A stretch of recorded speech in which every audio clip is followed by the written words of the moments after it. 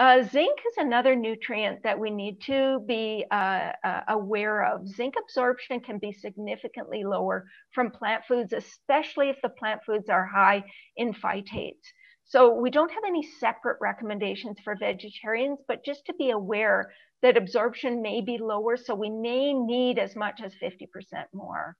So if we look at the RDA, this is something that I find very interesting. So for a 1 to 3-year-old, they need about 3 milligrams of zinc per day, but their upper limit for a 7 to 12-month-old, they need 3 milligrams a day as well. But their upper limit is 5 milligrams, and the upper limit for a 1 to 3-year-old is 7 milligrams. So the difference between the RDA, or the recommended intake, and the upper limit, the level at which adverse consequences can occur if you have more than that, it's very, very small window. So you have to, you don't want to be providing massive amounts of zinc, that's for sure.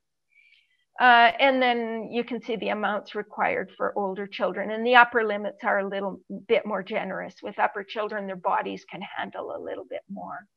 So there are a number of factors that increase risk for inadequate intakes. And again, it's exclusive breastfeeding beyond 6 months, very high phytate intakes, picky eating, highly refined diets, because of course, when you refine a whole grain into a white flour product, one of the nutrients you lose in the process is zinc, as you lose most other minerals as well. So this is something to be aware of. Overly restrictive diets can be low in zinc. Kids with eating disorders may not get enough zinc, and children with gastrointestinal malabsorption issues may not get enough zinc, like children with celiac disease, for example. So how do we boost zinc? Well, limit the intake of very high phytate foods like wheat bran, and use food preparation techniques to reduce phytates. And that means soaking and sprouting and cooking and roasting and yeasting breads, and all of those things help to break down phytates. Phytates are just the stored form of phosphorus in foods, so it breaks them down. We want to ensure sufficient calories, include regular nutritious snacks, especially for small children.